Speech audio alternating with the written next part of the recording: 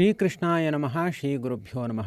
55ನೆಯ ವರ್ಷದಲ್ಲಿ ಯಾರಿದ್ದೀರಿ ಅಂಥವರು ಈ ವಿಡಿಯೋ ಖಂಡಿತ ನೋಡಿ. ಇಲ್ಲಿ ಹೇಳುವಂತಹ ವಿಷಯವನ್ನು ಅತ್ಯಂತ ಗಂಭೀರವಾಗಿ ಪರಿಗಣಿಸಿ ಶ್ರದ್ಧೆಯಿಂದ ಈ ಸತ್ಕಾರ್ಯವನ್ನು ಆಚರಿಸಿ.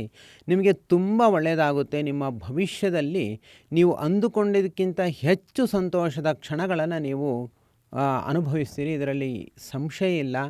ಭಗವಂತ ಅನುಗ್ರಹ ಮಾಡುವುದಕ್ಕೋಸ್ಕರ ನಿಮಗೆ ಈ ವಿಷಯವನ್ನು ತಿಳಿಸ್ತಿದ್ದಾನೆ ಅಂತ ಕೂಡ ನೀವು ಅಂದುಕೊಳ್ಳಿ. 54 ವರ್ಷ ಮುಗಿದು 55ನೆಯ ವರ್ಷದಲ್ಲಿ ಯಾರು ಈಗ ಪಾದಾರ್ಪಣೆ ಮಾಡ್ತಿದ್ದಾರೋ ಅಂಥವರಿಗೋಸ್ಕರ ಮಹತ್ವಪೂರ್ಣವಾದ ವಿಷಯ ಇದಾಗಿದೆ. 50ನೆಯ ವರ್ಷದಲ್ಲಿ ವೈಷ್ಣವಿ ಶಾಂತಿಯನ್ನು ಮಾಡಿಕೊಳ್ಬೇಕು. 55ನೆಯ ವರ್ಷದಲ್ಲಿ ವಾರುಣಿ ಶಾಂತಿಯನ್ನು ಮಾಡಿಕೊಳ್ಬೇಕು. ಅದು ನಮಗೆ ಎಷ್ಟೋ ವಿಷಯಗಳು ತಿಳಿದೇ ಇರೋದಿಲ್ಲ. 60ನೇ ವರ್ಷಕ್ಕೆ ಷಷ್ಠಿಪೂರ್ತಿ ಶಾಂತಿ ಮಾಡೋದು ಎಲ್ರಿಗೂ ಕೂಡ ಗೊತ್ತು.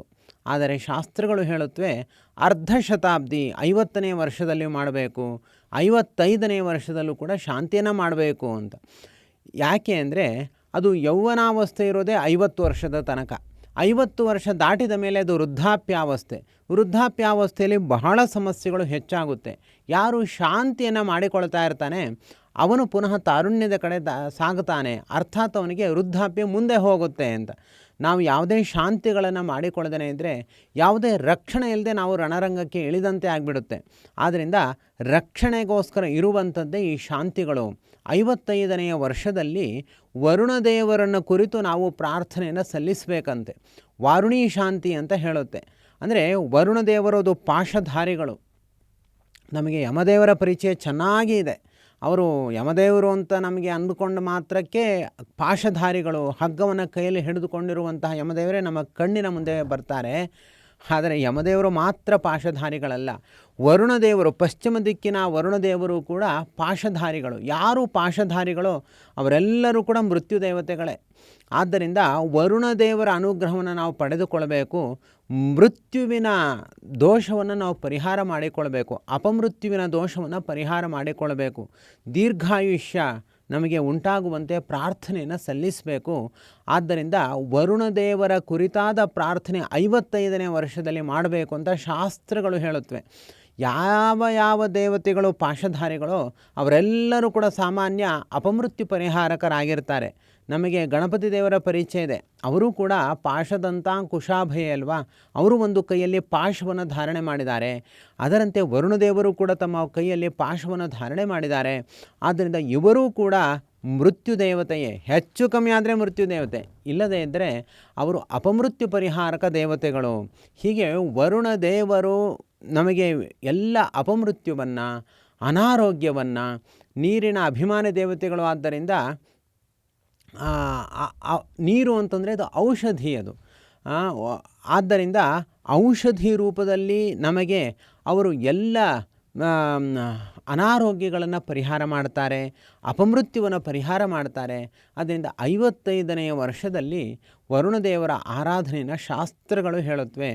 ಇವತ್ತಿನ ದಿವಸ ಯಾರು 55 ವರ್ಷದಲ್ಲಿದ್ದಾರೋ ಅಥವಾ 56, 57ನೇ ವರ್ಷ ಆದರೂ ಕೂಡ ತೊಂದರೆ ಇಲ್ಲ. ಯಾಕೆಂದರೆ ಇಲ್ಲಿ ಒಂದು ಶ್ಲೋಕ ಏನಿದೆ ಅಂತಂದರೆ, ಮುಖ್ಯಕಾಲೇ ಯದಾಶಕ್ಯಂ ಕರ್ಮಕರ್ತು ನ ಶಕ್ಯತೆ ಗೌಣಕಾಲೇಪಿ ಕರ್ತವ್ಯಂ ಗೌಣೋಪಿ ಏತದ್ ದೃಶೋ ಭವೇತ್ ಅಂತ ಬಹುಶಃ ಆಚಾರರತ್ನ ಅಂತ ಒಂದು ಗ್ರಂಥ, ಅದರಲ್ಲಿ ಹೇಳಿರುವಂಥ ಒಂದು ಶ್ಲೋಕ ಇದು. ಇದರ ಅಭಿಪ್ರಾಯ ಏನು ಅಂದರೆ, ಮುಖ್ಯ ಕಾಲದಲ್ಲಿ ನಾವು ಮಾಡಬೇಕು, 55ನೇ ವರ್ಷದಲ್ಲೇ ಮಾಡಬೇಕು.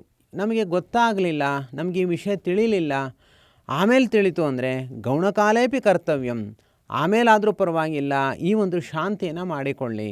ಅದರಿಂದ 54 ತುಂಬಿದ ದಿವಸ ಇದನ್ನು ಮಾಡಬೇಕು. ಆಗಲಿಲ್ವಾ, ಯಾವಾಗ ನಿಮಗೆ ತಿಳಿಯುತ್ತೋ ಆಗ ನಿಮ್ಮ ಅನುಕೂಲಕ್ಕೆ ತಕ್ಕಂತೆ ಅಥವಾ ಮುಂದಿನ ವರ್ಷದ ಹುಟ್ಟಿದ ದಿವಸದ ಸಂದರ್ಭದಲ್ಲಿ ಇದನ್ನು ಆಚರಣೆ ಮಾಡಬೇಕು ಅಂತ ಶಾಸ್ತ್ರ ಹೇಳುತ್ತೆ. ಇಂಥವರಿಗೋಸ್ಕರ ಒಂದು ಒಳ್ಳೆಯ ಅವಕಾಶವನ್ನು ನಾವಿಲ್ಲಿ ಕಲ್ಪನೆ ಮಾಡಿಕೊಡ್ತಾ ಇದ್ದೀವಿ. ಇದೇ ನವರಾತ್ರಿ ಪ್ರತಿಪತ್ತು ತಿಥಿಯಿಂದ 1 ವರ್ಷಗಳ ಕಾಲ ಅಖಂಡವಾಗಿ ನಾರಾಯಣ ದೇವರ ಆರಾಧನೆ ನಡೀತಾ ಇದೆ. ಎಲ್ಲ ದೇವತೆಗಳಿಗೂ ಕೂಡ ನಿಯಾಮಕ ಹಾಗೂ ಮುಖ್ಯ ರಕ್ಷಕ ಸ್ವತಂತ್ರ ದೇವತೆ ಅಂದರೆ ಅದು ಶ್ರೀಮನ್ನಾರಾಯಣ ದೇವರು, ಶ್ರೀಕರ ನಾರಾಯಣ ದೇವರು. ಶ್ರೀಕರ ನಾರಾಯಣ ದೇವರಿಗೆ 1 ವರ್ಷಗಳ ಕಾಲ ಅಖಂಡವಾಗಿ ಸಹಸ್ರಾರ್ಚನೆ ಸೇವೆ, ಕನಕಾಭಿಷೇಕ ಸೇವೆ ಹಾಗೂ ಅನೇಕ ಬಗೆಯಾದ ಪೂಜೆಗಳು ಮತ್ತು ಸಚ್ಚಿಂತನೆಯ ಪೂಜೆ, ಸದ್ವಿದ್ಯೆಯ ಪೂಜೆ ಹೀಗೆಲ್ಲ ನಡೀತಾ ಇದೆ.